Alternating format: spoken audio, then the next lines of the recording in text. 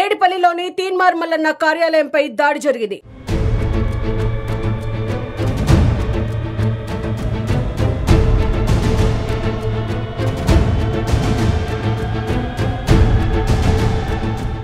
BRS MLC కవితపై అనుచిత వ్యాఖ్యలకు నిరసనగా జాగృతి కార్యకర్తలు ఈ దాడి చేసినట్లు తెలుస్తోంది.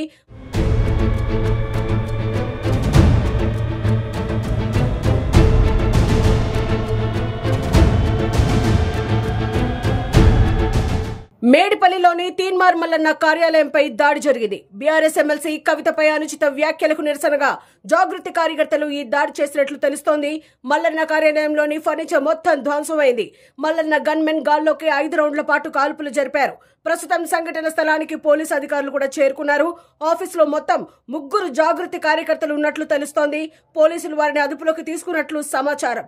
ప్రాణరక్షణ కోసమే తీన్మార్ మల్లన్న గన్మెన్ కాల్పులు జరిపినట్లు చెబుతున్నారు.